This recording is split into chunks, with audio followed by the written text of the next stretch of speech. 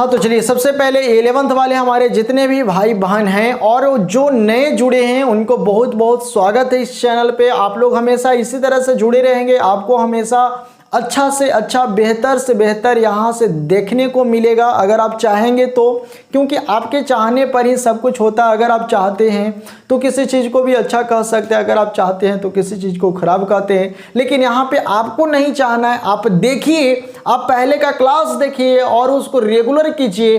थोड़ा सा आप टाइम निकाल कर 20 मिनट 25 मिनट का जो भी क्लास है, 1 घंटा का जो भी क्लास है, आप उसको एक बार देखिए और देखने के बाद आपके दिमाग में कितना समझ में आता है उसको कवर कीजिए। और कवर करने के बाद जब आपको अच्छा लगने लगे, आपको लगे कि नहीं ये चैनल हमारे लिए उपयोगी है, तो आप इसको सब्सक्राइब कर लें ताकि आप डेली क्लास से जुड़े रहें। और हम लोग का ये क्लास लगातार चलते रहेगा और हम लोग जितना भी चाहें, आपको इससे बहुत सारा बेनिफिट है।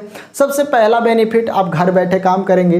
दूसरा बेनिफिट, आपको फ्री में काम करना है। तीसरा बेनिफिट, सारा काम हम लोग ऑनलाइन करेंगे। जैसे में आज हम लोग का टेस्ट भी हुआ था, टेस्ट में बहुत सारे हमारे स्टूडेंट भाई बहन, जो भी नए स्टूडेंट तो वो सब भी जुड़े, टेस्ट दिए, काफ़ी अच्छा टेस्ट हुआ। बहुत लोग अच्छे नंबर लाए भी, जिनका अच्छा नंबर नहीं आया वो मेहनत करेंगे, नेक्स्ट टेस्ट में हम लोग अच्छा करेंगे। तो चलो बाबू, पिछले क्लास में हम लोग देखे था टेम्परेचर के बारे में, उससे पहले हम लोग देखा था यूनिट के बारे में, ठीक है, इकाई के बारे में कि इकाई कहाँ से आया, कितने तरह की इकाई होते हैं, मूल इकाई कितने हैं। लेकिन अब हमको क्या करना है, उसी इकाई से और इकाई बनाना है, जिसको हम लोग कहेंगे इकाइयों का व्युत्पन्न। ठीक है, तो आज का क्लास हम लोग का है बाबू उसी के बारे में। जो एक बात आपको बता देना चाहते हैं, ये जो हम लोग बात पढ़ रहे हैं ना, ये मुख्य रूप से आपको फिजिक्स में ज़्यादा देखने को मिलेगा, लेकिन हम लोग को कुछ परिवर्तन करना है। तो परिवर्तन सीखने के लिए हम लोग को ये सब काम करना पड़ रहा है। तो आपको हम सिखा दे रहे हैं बेसिक के तौर पे, आप लोग सीख लीजिए, जबकि ये पहला चैप्टर में हम लोग को पढ़ना है। और आप लोग अच्छे तरह से काम कीजिए, मेहनत कीजिए, तो ज़्यादा अच्छा तरह से काम हो सकता है। तो चलो बाबू, सबसे पहले आज का क्लास हम लोग का है बाबू जो इकाइयों के व्युत्पन्न के बारे में देखते हैं। तो आज का क्लास बहुत ही खास है उन भाइयों बहनों के लिए जो 11th में नए नए आए हैं। इकाइयों का व्युत्पन्न उनको बहुत अच्छे तरह से समझ में आएगा अगर आप रेगुलर बने रहें। डेरिवेटिव्स ऑफ, और अगर आप लोग को कोई प्रॉब्लम रहे तो कमेंट कीजिए तो हमको पता चलेगा। डेरिवेटिव्स ऑफ यूनिट्स, ठीक है, जो भी हमारी इकाई हैं उससे जो व्युत्पन्न बने हैं, आज हम उसके बारे में देख लेते हैं कि इकाइयों से बने व्युत्पन्न क्या है। जैसे में इकाई हम लोग देखें कि हमारा इकाई है लंबाई, हमारा इकाई है क्या, तो हमारा इकाई है द्रव्यमान। तो ये हमारा लंबाई है, लंबाई का हम लोग एल साइन दिए थे, इसका ऐसा ही मात्रक मीटर था ना, और इस मीटर का संकेत क्या था, एम था, छोटी एम। अब ये तो लंबाई है, ठीक है, एक इकाई है, मूल इकाई है। लेकिन अगर हमको इसका कहीं और जरूरत पड़ जाए तो उस कंडीशन में भी तो इसको लेके जाना पड़ेगा ना। जैसे में अगर हम लोग बात कर ले क्षेत्रफल का, क्षेत्रफल नाम आप लोग सब जानते हैं, देखे भी होंगे, सुने भी होंगे, बहुत जगह पढ़े भी होंगे। क्षेत्रफल, इस क्षेत्रफल में आपको क्या क्या पता करना होता है। एक पता करना होता है किसी वस्तु का लंबाई और दूसरा पता करना होता है किसी वस्तु का चौड़ाई, क्योंकि हम लोग को पता है कि क्षेत्रफल बराबर किसी वस्तु का लंबाई तथा चौड़ाई का गुणक होता है, यानी गुणनफल होता है। ठीक है, क्षेत्रफल क्या है, तो किसी वस्तु का लंबाई तथा चौड़ाई का गुणनफल होता है कि किसी वस्तु द्वारा कितना लंबाई छेका जा रहा है, कितना चौड़ाई छेका जा रहा है, वही उस वस्तु का क्षेत्रफल कहलाता है। अब यहाँ पर हमको समझने वाला बात है कि अगर मान लेते हैं कि यहाँ पर ये वस्तु रखा हुआ है और वस्तु 5 मीटर लंबा है और 2 मीटर चौड़ा है, ऐसा कोई बात है।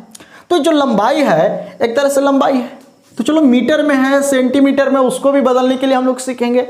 बहुत ही एक अच्छा सा उपसर्ग सीखेंगे। उपसर्ग क्या करता है, तो कुछ यूनिट्स बहुत बड़े रूप में ले लेते हैं और कुछ बहुत छोटे रूप में चल जाते हैं। तो उसको हम लोग अच्छे तरह से शॉर्ट में दिखाने के लिए हम लोग कुछ उपसर्ग भी देखेंगे जो किसी के आगे लग के उसको बहुत बड़ा बना देता है, उसको बहुत छोटा बना देता है। जैसे में हम लोग का इकाई है मीटर, लेकिन अगर इसके आगे हम लोग लगा दे के तो क्या हो जाएगा, किलोमीटर। अब देखो तो यही मीटर को कितना बड़ा कर दे रहा है, बहुत बड़ा कर दे रहा है। अगर इस मीटर के आगे हम लोग लगा दे पी पिकोमीटर। तो ये मीटर को कितना छोटा कर दे रहा है, बहुत छोटा कर दे रहा है। तो ये जो आगे लगकर इस इकाई को बहुत बड़ा या बहुत छोटा कर देता है तो उसको हम लोग उपसर्ग कहते हैं। तो उसे हम लोग देखेंगे अगले क्लास में, पहले हम इसको समझते हैं, ठीक है। तो यहाँ पर ये 5 मीटर है, ये भी क्या है, लंबाई है, और 2 मीटर है, चौड़ाई है। तो चौड़ाई रहे चाहे ऊंचाई रहे चाहे कुछ रहे, मापेंगे तो लंबाई के रूप में ना, यानी उसको तो हम फीता से मापेंगे तो लंबाई के रूप में, यानी लंबाई रहे चौड़ाई रहे चाहे ऊंचाई रहे, सबका जो मात्रक होगा क्या होगा, मीटर। तो उस कंडीशन में हम लोग देखते हैं कि इसका भी मात्रक मीटर और इसका भी मात्रक मीटर, यानी दोनों के दोनों लंबाई रूप में होता है। तो इसका हो जाता है क्या, मीटर स्क्वायर। तो मीटर स्क्वायर भी एक तरह से मात्रक निकल रहा है, ये भी एक तरह से यूनिट निकल रहा है, लेकिन ये यूनिट किसका निकल रहा है, क्षेत्रफल का निकल रहा है। लेकिन ये मीटर स्क्वायर बना किससे, इस मीटर से बना ना। तो मीटर कहाँ से आया था, लंबाई से ना, और लंबाई हमारा क्या था, इकाई था, यानी इस इकाई से बना कोई नया इकाई इकाइयों का व्युत्पन्न कहलाता है। शायद इसके बिना हम लोग आगे काम भी नहीं करेंगे। तो आज का क्लास हम लोग को काफी खास होने वाला है, इकाइयों का व्युत्पन्न, जिसमें हम लोग बहुत कुछ नए सीखने वाले हैं। जो भी 10th से 11th में आए उनको बहुत कुछ नया मिलेगा। और अगर सही से क्लास करेंगे तो भाई आप अगर क्लास नहीं भी जाइएगा फिर भी आपको घर बैठे समझ में आएगा। तो इससे अच्छा मौका क्या हो सकता है, थोड़ा सा आपको नेट बर्बाद करके थोड़ा सा आपको समय निकाल कर घर पर ही पढ़ना है, तो आप कितने चीज से बच जाइएगा और आपका अच्छा से तैयारी हो जाएगा। इसके बारे में आप लोग सोचे नहीं होंगे। तो आज का हम लोग का टॉपिक है बाबू इकाइयों का व्युत्पन्न। तो चलो सबसे पहला हम लोग जो टॉपिक, बेसिक टॉपिक शुरुआत करते हैं वो है हमारा वही क्षेत्रफल। क्षेत्रफल, ठीक है, हम एक बार लगातार सब सिखाएंगे, आपको पता चलेगा, आपको समझ में आएगा कि किसे कैसे बन रहा है। क्षेत्रफल को हम लोग क्या कहते हैं, एरिया। अब हमको यहां पर देखना है कि क्षेत्रफल है क्या।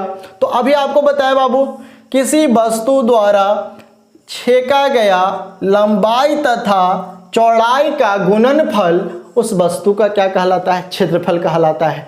तो चलो बाबू सबसे पहले हम लोग यहाँ पर देख लेंगे कि मान लेते हैं कि 5 मीटर है, ये हमारा 3 मीटर है। तो लंबाई तथा चौड़ाई का गुणनफल क्षेत्रफल, तो अगर पूछ दे कि इस वस्तु का क्षेत्रफल क्या हो जाएगा, तो इस वस्तु का क्षेत्रफल हो जाएगा बाबू 5 गुना 5 गुना 3, तो क्या उतना हो जाएगा 15। लेकिन अब हमको पूछेगा कि 15 है तो किस में है, किलोग्राम में है, मीटर में है, लीटर में है। तो यही तो हमारा सबसे मेन है जो इकाई किसी के साथ मिलकर उसके भौतिक राशि को डिनोट करता है। तो आज हमको यही पता करना है कि मीटर आखिर है तो किसके साथ है। तो चलो बाबू सबसे पहले आप लोग टॉपिक बना लो, पहला क्षेत्रफल, और क्षेत्रफल लिखकर डैश देगा, लिखेगा किसी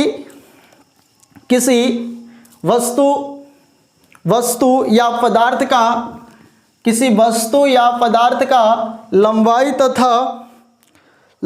तथा चौड़ाई का गुणनफल, लंबाई तथा चौड़ाई का गुणनफल क्षेत्रफल कहलाता है, क्षेत्रफल कहलाता है। तो क्षेत्रफल बराबर क्या हो जाएगा बाबू, लंबाई गुना चौड़ाई। समझ में आ रहा है, शॉर्ट में लिख रहे हैं। क्षेत्रफल को हम लोग क्या कहते हैं, एरिया भी कहते हैं। अब क्षेत्रफल बराबर हमको पता करना है लंबाई गुना चौड़ाई। अब लंबाई को भी मापेंगे तो हम लोग क्या में मापेंगे, लंबाई में ना। तो लंबाई का मात्रक क्या होता है बाबू, मीटर, ठीक है। और हमको चौड़ाई है तो चौड़ाई भी मापेंगे तो एक तरह से लंबाई होगा ना, बस चौड़ाई कहते किसको है, तो जिस वस्तु में जो वाला स्थिति ज्यादा मिले उसको लंबाई कहेंगे, जो स्थिति कम मिले उसको चौड़ाई कहेंगे। लेकिन ये भी तो एक तरह से लंबाई ही है ना, है क्या, लंबाई। और लंबाई का मात्रक क्या होता है बाबू, मीटर। तो एक बार आपको फिर से बता देना चाहते हैं, चाहे तो लंबाई हो, चाहे तो ऊंचाई हो, चाहे तो चौड़ाई हो, कुछ को भी मापेंगे तो लंबाई के रूप में ही मापेंगे, तो उसका मात्रक क्या हो जाएगा, मीटर। तो यहाँ पर अगर हम इसका मात्रक लिखना चाहे बाबू तो लंबाई का मीटर गुना चौड़ाई का भी क्या हो जाएगा, मीटर, यानी मीटर गुना मीटर, तो क्या हो जाएगा बाबू, मीटर स्क्वायर, मीटर स्क्वायर। या इसी को हम लोग लिख सकते हैं बाबू, स्क्वायर को हम लोग क्या कहते हैं, वर्ग। तो इसको हम लोग कहेंगे वर्ग मीटर। अगर हम लोग इसको सांकेतिक रूप में डिनोट करना चाहें तो कैसे डिनोट कर सकते हैं, तो जरा ध्यान से देखना। इस लंबाई का क्या होता है मीटर, और मीटर का संकेत क्या होता है एम, ये भी क्या है मीटर, और मीटर का संकेत क्या होता है एम। तो अगर हम इसे सांकेतिक रूप में दिखाना चाहें तब मीटर गुना मीटर बराबर बाबू मीटर स्क्वायर। तो अगर आपसे कोई पूछ दे कि क्षेत्रफल का एसआई मात्रक या एसआई संकेत क्या होता है तो आपको क्या बताना है एम स्क्वायर, और मात्रक पूछे तो क्या बताना है वर्ग मीटर या मीटर स्क्वायर। तो हम उम्मीद करते हैं कि आपको ये पहला इकाई का व्युत्पन्न कैसे बना ये आपको जरूर समझ में आया होगा। चलो जल्दी से आप लोग इसे नोट कर लो, फिर हम लोग सेकेंड स्थान पे चलते हैं, सेकेंड नंबर पे चलते हैं। चलिए नोट कर लिए। चलिए बहुत इंपॉर्टेंट है, आपको ध्यान से पढ़ना है, समझ के पढ़ना है, काफी मजा आएगा यार क्लास करने में। आपको घर बैठे अगर आपको मजा आ जाए तो क्या बात है। सेकंड हम लोग पढ़ेंगे बाबू आयतन, जिसको हम लोग कहते हैं वॉल्यूम, ठीक है। अभी आयतन क्या है तो बस थोड़ा सा और हम लोग दिमाग लगाते हैं। आयतन क्या है, किसी वस्तु द्वारा छेका गया कुल क्षेत्र, किसी वस्तु द्वारा छेका गया कुल क्षेत्र आयतन कहलाता है। जबकि क्षेत्रफल किसी वस्तु द्वारा छेका गया लंबाई तथा चौड़ाई, यानी वो कितना लंबा है कितना चौड़ा है, कितना जगह छेक रहा है लंबा में, कितना जगह छेक रहा है चौड़ा में, वही उसका क्षेत्रफल होता है। जबकि अगर हम लोग आयतन की बात करें तो किसी वस्तु द्वारा छेका गया कुल क्षेत्र, जैसे मान लेते हैं कि ये हमारा कोई वस्तु है तो कहता है इसके द्वारा छेका गया कुल क्षेत्र। तो अब देखो तो कैसे कैसे छेक रहा है, तो ये ऐसे भी छेक रहा है, इतना लंबाई ले रहा है, इतना चौड़ाई ले रहा है, लेकिन हम चाहे तो इसके ऊपर कुछ रख सकते हैं नहीं, क्योंकि इतना ऊंचाई भी छेक रहा है। बस समझ में आ गया। कोई भी वस्तु हो कितना छोटा ही क्यों नहीं हो, उस वस्तु के पास तीन चीज जरूर होता है। पहला उसका लंबाई होता है, दूसरा उसका चौड़ाई होता है, और तीसरा उसका कुछ न कुछ ऊंचाई होता है। यानी इस वस्तु द्वारा ये तीन क्षेत्र में जगह छेका जाता है, लंबाई के रूप में भी, चौड़ाई के रूप में भी, और ऊंचाई के रूप में भी। यानी आयतन हम लोग किसे कहेंगे तो लंबाई तथा चौड़ाई तथा ऊंचाई के गुणनफल को हम लोग क्या कहेंगे आयतन कहेंगे। यानी किसी वस्तु द्वारा छेका गया लंबाई तथा चौड़ाई तथा ऊंचाई का गुणनफल उस वस्तु का, उस पदार्थ का क्या कहलाता है आयतन कहलाता है। तो चलो आयतन लिखकर डैश दो, आयतन लिखकर डैश देगा, लिखेगा किसी वस्तु या पदार्थ द्वारा, किसी वस्तु या पदार्थ द्वारा छेका गया लंबाई तथा चौड़ाई तथा ऊंचाई का गुणनफल, लंबाई चौड़ाई तथा ऊंचाई का गुणनफल, लंबाई चौड़ाई तथा ऊंचाई का गुणनफल उस वस्तु का आयतन कहलाता है, उस वस्तु का आयतन कहलाता है। चलो बाबू आ जाओ बोर्ड पे। आयतन बराबर लंबाई गुना चौड़ाई गुना ऊंचाई। लंबाई को भी मापेगा तो लंबाई के रूप में, यानी इसका मात्रक क्या हो जाएगा मीटर। चौड़ाई को भी मापेगा तो लंबाई के रूप में, यानी इसका भी मात्रक क्या हो जाएगा मीटर। और ऊंचाई को भी अगर मापेगा तो लंबाई के रूप में ही, यानी इसका भी मात्रक क्या हो जाएगा मीटर। अब अगर हम लोग आयतन का मात्रक देखना चाहें तो आयतन का मात्रक क्या हो जाएगा बाबू, तो लंबाई के लिए मीटर, चौड़ाई के लिए बाबू मीटर, और ऊंचाई के लिए बाबू मीटर।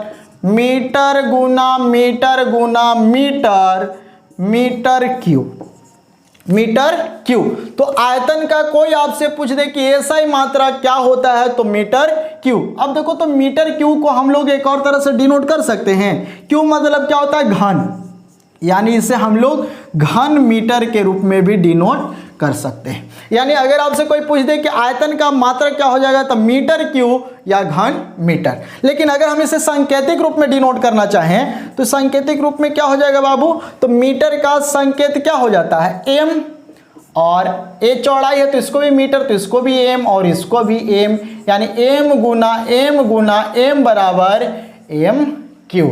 यानी अगर हमसे कोई पूछ देगा कि आयतन का मात्रक क्या हो जाएगा तो घन मीटर या मीटर क्यू, और आयतन का मात्रक संकेत क्या हो जाएगा तो एम क्यू। तो चलो जल्दी से आप लोग इसे नोट करो, और हम उम्मीद करते हैं कि आप लोग को जरूर समझ में आ रहा होगा।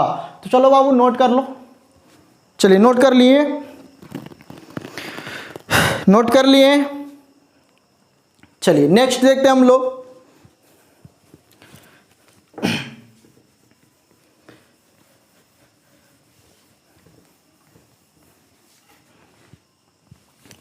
चलिए नेक्स्ट हम लोग देखते हैं घनत्व।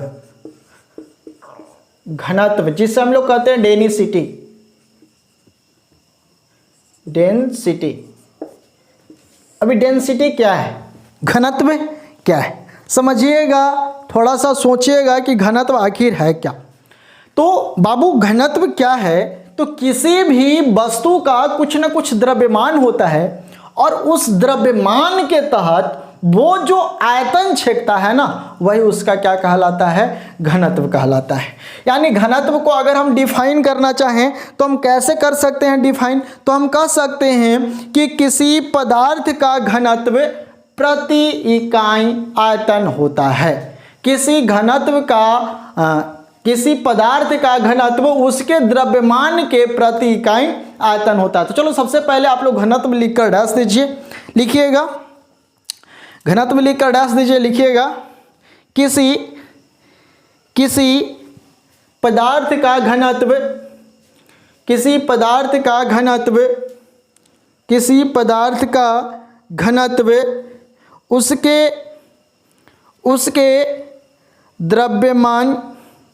उसके द्रव्यमान के प्रति इकाई आयतन के रूप में होता है।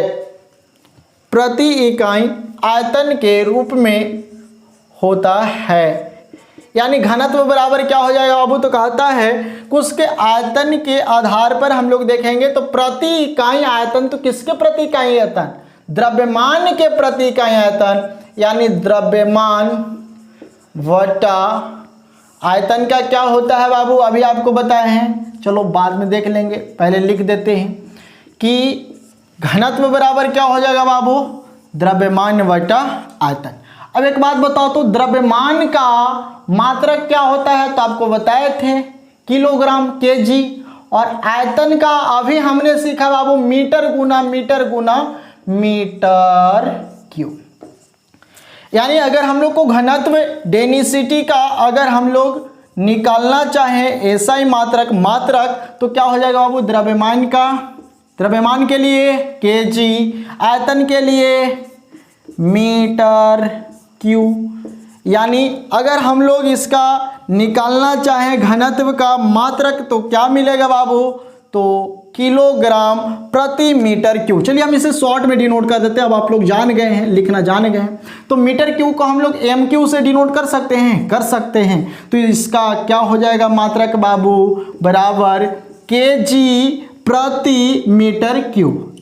घनत्व का मात्रक क्या हो जाएगा, ऐसा मात्रक क्या हो जाएगा, केजी प्रति, वटा को हम लोग प्रति पढ़ते हैं, केजी प्रति मीटर क्यूब। तो हम इसको इस तरह से भी डिनोट कर सकते हैं, केजी प्रति मीटर क्यूब, या इसी को हम लोग इस तरह से भी डिनोट कर सकते हैं, केजी प्रति मीटर क्यूब। तो अगर आपसे कोई पूछे कि घनत्व का क्या होता है मात्रक, तो आपको क्या बताना है, केजी प्रति मीटर क्यूब, या किलोग्राम प्रति घन मीटर, या केजी प्रति मीटर क्यूब, या केजी प्रति मीटर क्यूब। माइनस जब ऊपर चल जाए पावर में तो समझ जाइए कि बटा में है, तो उसको हम लोग प्रति पढ़ेंगे, तो इसको हम लोग पढ़ेंगे केजी प्रति मीटर क्यूब। तो चलो जल्दी से आप लोग घनत्व का मात्रक नोट कर लेगा, बनाकर देख लेगा कि किस तरह से हमने बनाया है, और आप भी उसे किस तरह से बना सकते हैं। चलिए तो नोट कर लिए, नेक्स्ट चलिए अगला हम लोग देखते हैं बाबू, जल्दी से नोट कर लीजिए। अब हम लोग देखते हैं वेग, वेलोसिटी। वेग कहते किसको है, वेग कहते किसको हैं, तो प्रति इकाई समय में उसके द्वारा तय किया गया दूरी। वेग किसको कहते हैं बाबू, तो प्रति इकाई समय में तय किया गया उसके द्वारा दूरी, उसका क्या कहलाता है, वेग कहलाता है। तो वेग बराबर क्या कहलाएगा बाबू, तो प्रति इकाई समय में तय किया गया दूरी, तो दूरी बटा प्रति इकाई समय में, तो बटा क्या हो जाएगा बाबू, समय। यानी वेग बराबर क्या हो जाएगा, फार्मूला दूरी बटा समय। अब हमको इसको क्या बना देना है बाबू, मात्रक बना देना है। तो ये जो दूरी है, दूरी तो एक तरह से लंबाई के रूप में ही होगा ना, दूरी 10 मीटर 20 मीटर तो दूरी है, तो एक तरह से लंबाई है, तो लंबाई है तो लंबाई का मात्रक क्या हो जाएगा, मीटर। आई समय है बाबू, तो समय का मात्रक क्या हो जाता है, सेकेंड, समय का मात्रक सेकेंड। तो इसका अगर हम लोग मात्रक देखना चाहे बाबू तो क्या हो जाएगा, मीटर बटा सेकेंड, यानी मीटर प्रति सेकेंड। हम इसको डिनोट कर सकते हैं ना कि वेग बराबर क्या हो जाएगा बाबू, तो वेग का ऐसा ही मात्रक हो जाएगा मीटर प्रति सेकेंड। अब एक बात बताओ, मीटर को संकेत के रूप में किससे डिनोट करते हैं, एम से, और सेकेंड को किससे, एस से।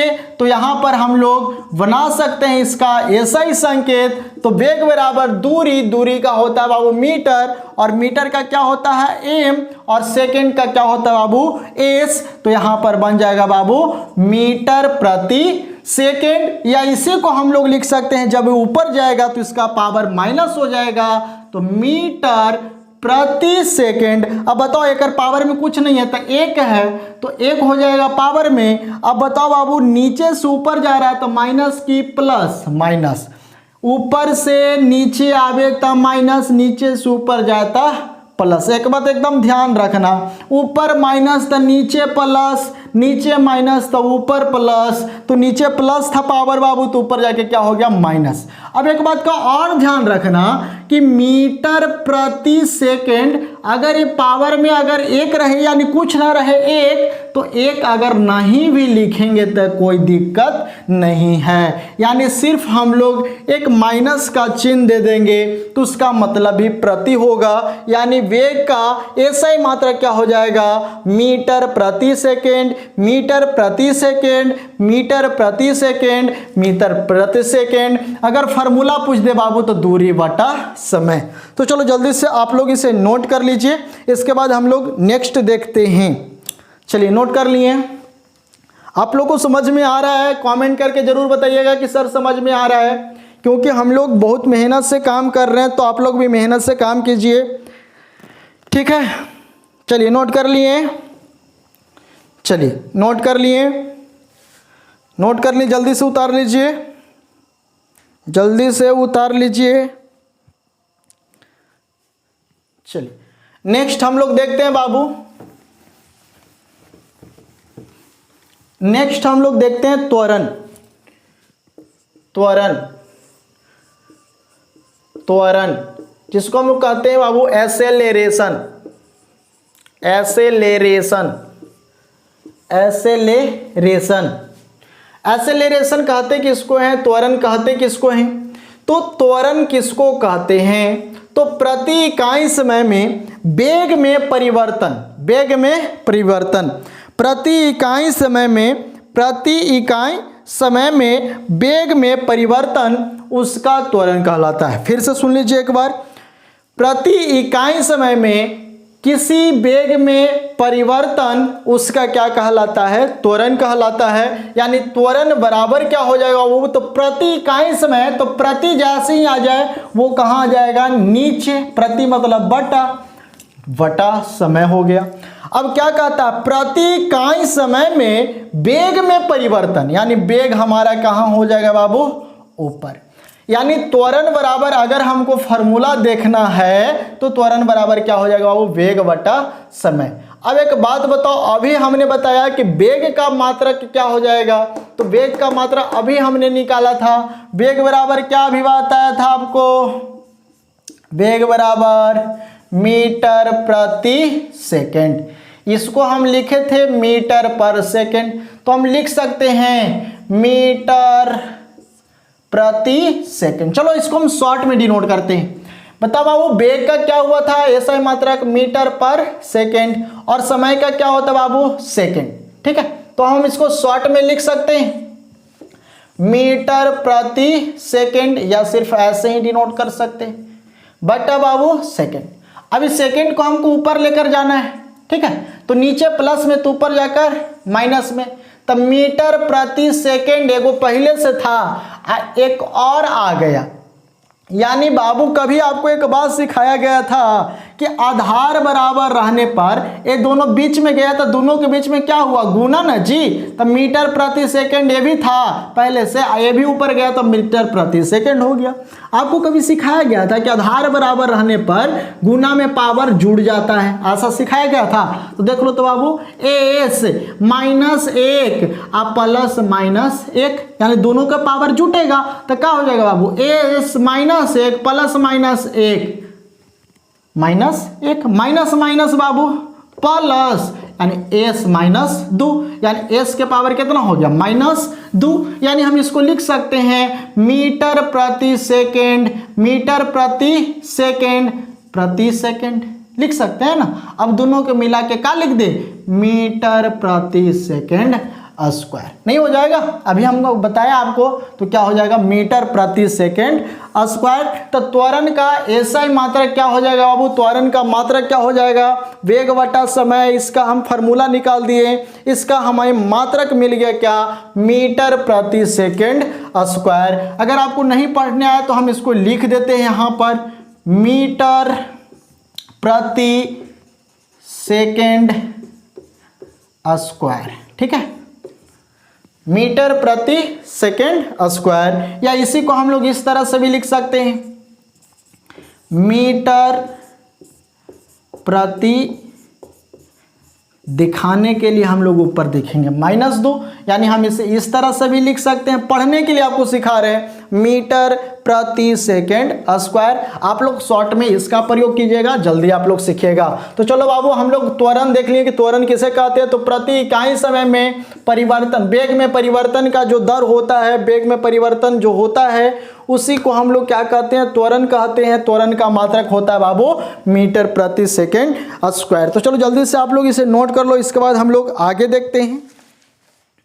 चलिए नोट कर लिए, तो नेक्स्ट हम लोग देखते हैं,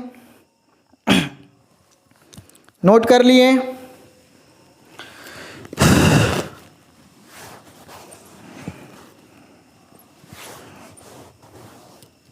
नोट कर लिए।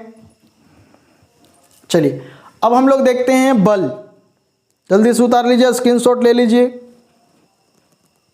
बल, बल किसे कहते हैं, जल्दी से बल लिखकर डैश देगा। बल किसे कहते हैं जी,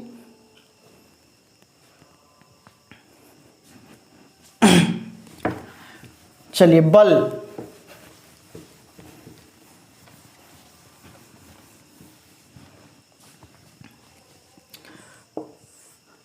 बल जिसे हम लोग कहते हैं बाबू फोर्स। अब इसका मात्रक बनाना है, जल्दी से लिखिएगा बल का मात्रक किस तरह से बनेगा। तो सबसे पहले देख लो बाबू, बल बराबर क्या होता है, तो द्रव्यमान तथा त्वरण का गुणनफल, द्रव्यमान तथा त्वरण का गुणनफल क्या कहलाता है, बल कहलाता है। अब बताओ द्रव्यमान का एसआई मात्रा केजी और त्वरण का अभी बताया बाबू मीटर प्रति सेकेंड स्क्वायर, दोनों को क्या कर दो बाबू, गुना कर दो। तो द्रव्यमान का क्या है केजी, त्वरण का क्या है बाबू मीटर प्रति सेकेंड स्क्वायर, दोनों को गुना कर देंगे तो क्या हो जाएगा बाबू केजी मीटर प्रति सेकेंड स्क्वायर। यानी बल बराबर क्या हो गया बाबू, केजी मीटर प्रति सेकेंड स्क्वायर। तो चलो जल्दी से आप लोग लिख लेगा, बल लिखकर डैश देगा, लिखेगा द्रव्यमान तथा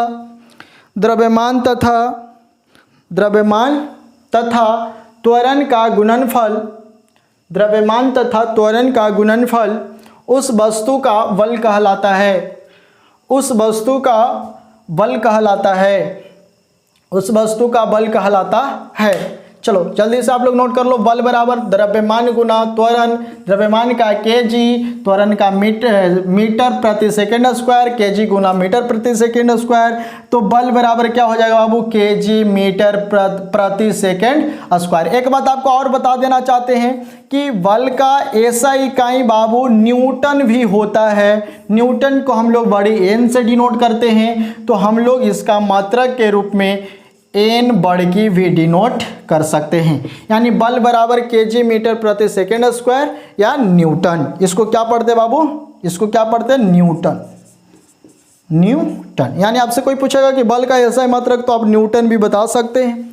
या आपको ये भी दिखाना रहेगा तो दिखा सकते हैं। चलो जल्दी से नोट कर लो। चलिए नोट कर लिए, नोट कर लिए।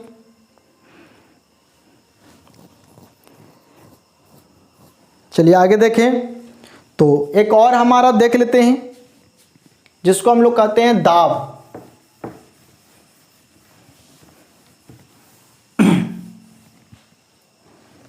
दाब जिसको हम लोग कहते हैं प्रेशर। अभी दाब कहते किसको है बाबू?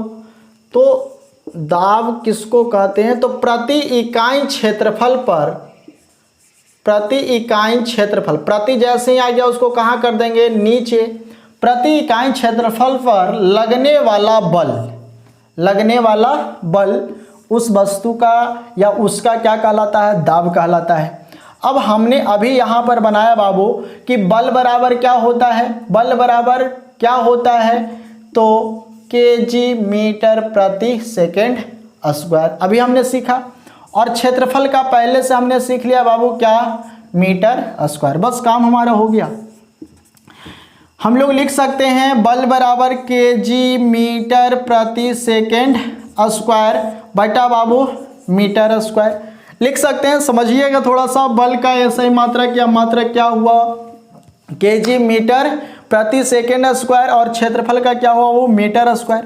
अब एक बात बताओ, इसको हम ऊपर लेकर चल जाएं या इसको हम यहाँ से भी ख़त्म कर सकते हैं? एक से एक कैंसिल कर दें तो बाबू नीचे एक मीटर बचा। इस मीटर को हम अगर ऊपर लेकर जाएं तो पहले 2 था यानी मीटर स्क्वायर था, यानी हम इसको ऐसे डिनोट कर सकते हैं मीटर गुना मीटर, मीटर गुना मीटर। तो 1 मीटर से 1 मीटर कैंसिल, यानी 1 हमारे पास ऊपर बच रहा है। तो 1 को अगर हम ऊपर लेकर जाए बाबू तो नीचे प्लस में, तो ऊपर जाकर माइनस में, तो हम इसको क्या लिखेंगे? केजी पर मीटर ना, नीचे प्लस में तो ऊपर जाकर क्या हो जाएगा? माइनस। तो केजी पर मीटर और प्रति सेकेंड स्क्वायर, यानी दाब का ऐसा ही मात्रक क्या बन गया बाबू?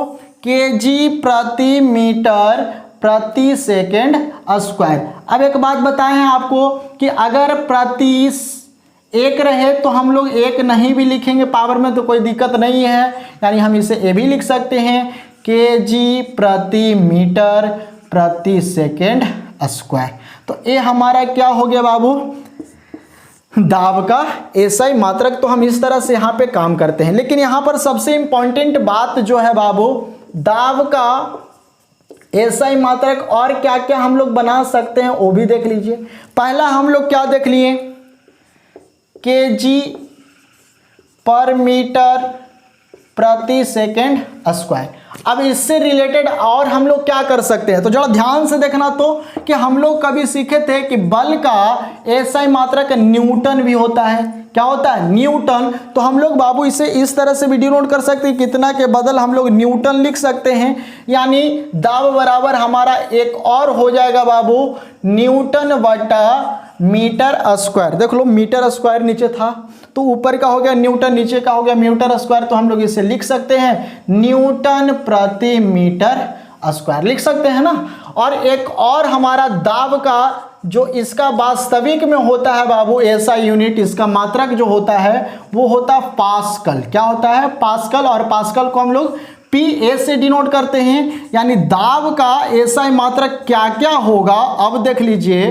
पहला बाबू केजी पर मीटर प्रति सेकेंड स्क्वायर, दूसरा बाबू न्यूटन प्रति मीटर स्क्वायर, और तीसरा बाबू पास्कल। तो ये दाब का इतना सारा ऐसा ही मात्रक है।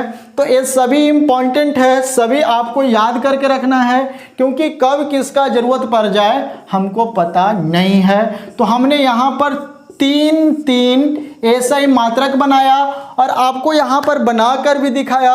अब बाबू इससे इम्पॉर्टेंट कुछ हमारे पास चार्ट हैं जिसके लिए भी हम लोग करेंगे काम, लेकिन फिर से हम लोग देखते हैं एक नए क्लास के साथ, क्योंकि लंबा क्लास हो जाता है तो आप लोग पूरा क्लास नहीं करते हैं, जिसके कारण अब हमको 30 मिनट का ही क्लास करना पड़ रहा है। तो आप लोग कल के क्लास में ज़रूर जुड़ें और जुड़ने के बाद अच्छे तरह से काम करेंगे। तो चलिए फिर से मिलते हैं हम एक नए क्लास